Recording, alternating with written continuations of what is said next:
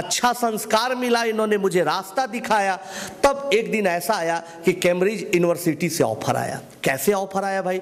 अब गुरुदेव के संगत में गुरु अच्छा मिल जाए तो कुछ भी हो सकता है, और हम लोग इस तरह के कार्यक्रम में अच्छे अच्छे गुरुओं से मिलने का मौका मिलता है, सीखने का मौका मिलता है, गुरुजनों से कैसे आदर सम्मान किया जाए ये संस्कार भी हम लोग सीखते हैं।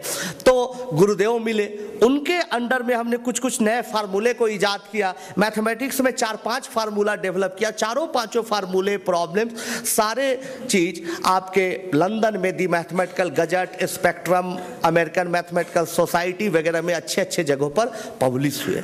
मैं अंडर ग्रेजुएट स्टूडेंट था और पेपर पब्लिश हो गए, यूनिवर्सिटी में चर्चा हुई, हमने गुरु के निर्देश पर मैंने एप्लीकेशन डाला, वहां से ऑफर आ गया। लेकिन हमारे पास जितनी खुशी आई कैम्ब्रिज में सिलेक्शन का, उससे ज़्यादा गम था कि हमारे पास हवाई जहाज तक के लिए पैसा नहीं था जाने के लिए, घर में इतनी गरीबी थी। गुरुदेव ने कहा कि कोई बात नहीं बेटा, चलो मैं VC से मिलवाता हूँ, शायद कोई मदद हो जाए। कोई मदद नहीं मिली। फिर उसके बाद गुरुदेव ने कहा कि चलो कुछ पॉलिटिशियन से मिलाता हूँ, जितना भी मेरा परिचय है शायद मदद हो जाए। कोई मदद नहीं मिली। अंत में एक हिंदी डिपार्टमेंट के शिक्षक मिले हमारे कॉलेज में, कहे कि बेटा तुमको पूरा पैसा मिल जाएगा, चिंता ना करो, तुम ऐसा करो कि यहाँ के जो मंत्री हैं वो आने वाले हैं एक कार्यक्रम में किताब का रिलीज करने, विमोचन करने पुस्तक का, उनसे मैं मिलवा दूंगा, तुम पूरा फाइल लेके आना, दिखाना, तो मान जाएंगे। इतनी ही भीड़ होगी। मंत्री जी बैठे हुए थे, किताब का लोकार्पण किया।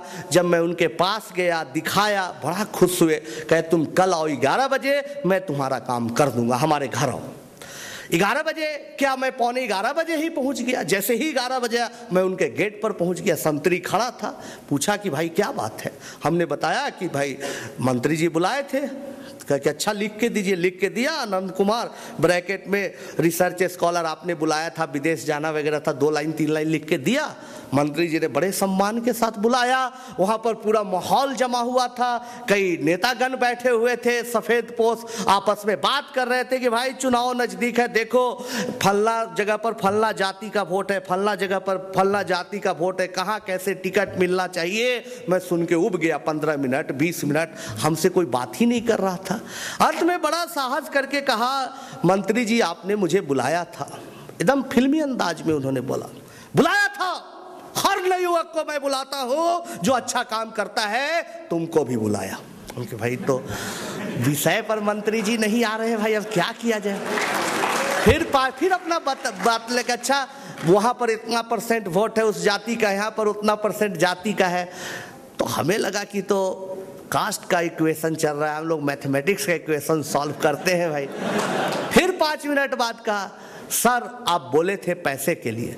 बोला था पैसे के लिए, पैसा के चक्कर में कभी नहीं रहना, पैसे के चक्कर में अच्छा इंसान को मैं रास्ते से भटकते देखा हूं, बेटा पैसा के चक्कर में मत रहना। ओके भाई, ये तो फिल्मी दृश्य हो गया। ये आदमी पैसा देने का तो नाम ही नहीं ले रहा है।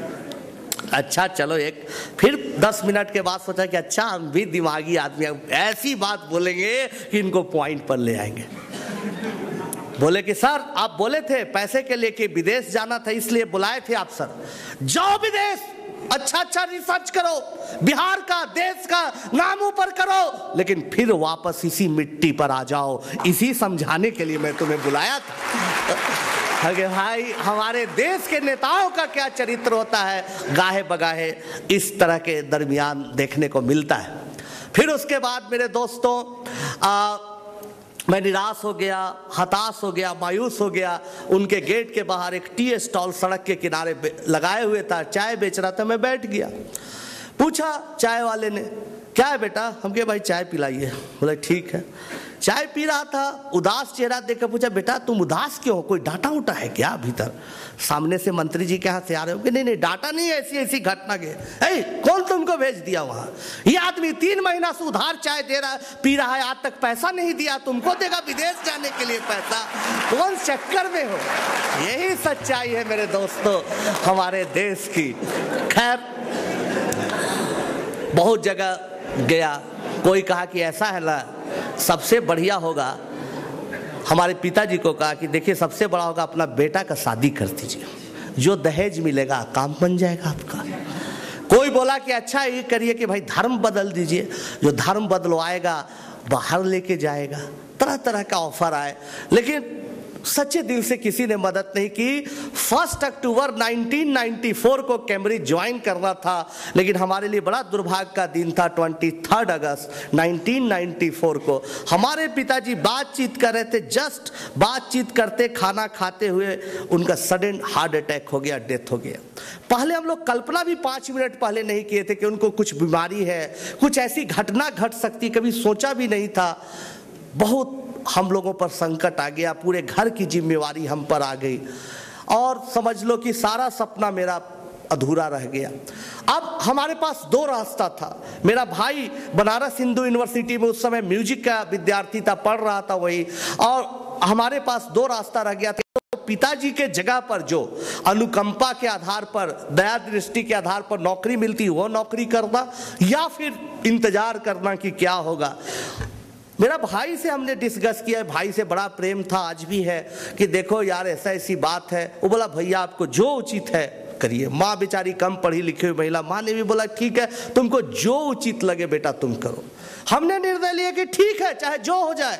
गुरु ने भी मेरे बोले कि तुम जाओ सोचो, तुम जो दिल से आवाज आए वही काम करो। हमने उस नौकरी को ठुकरा दिया, हमारे भाई ने भी उस नौकरी को ठुकरा दिया। हमारी माँ तो जा नहीं सकती थी उस नौकरी के लिए, नौकरी ऐसे ही बेकार चला गया जो पिताजी के गुजरने पर अनुकंपा के आधार पर मिल रही थी नौकरी। तब हमने डिसीजन लिया कि अच्छा कुछ छोटे छोटे बच्चों को पढ़ाते हैं, कुछ करते हैं, देखते हैं। इस बीच घर में खाने का प्रॉब्लम हो गया, आखिर दाल रोटी कैसे चले। तब हमारी माता जी ने क्या किया कि पापड़ बनाना स्टार्ट किया। इस कठिन परिस्थिति में हमारी माताजी ने पापड़ बनाया और कहा बेटा तुम पढ़ो, तुम मत सोचो कि पैसे कहां से आएंगे, मैं पापड़ बनाऊंगी। हम दोनों भाई ने भी सोचा कि ठीक है, हम लोग उसको झोले में साथ बैग में लेके शाम को घूम घूम कर आनंद पापड़ करके बेचेंगे, उससे जो आमदनी होगी उससे हम लोगों का घर का खर्चा चलेगा।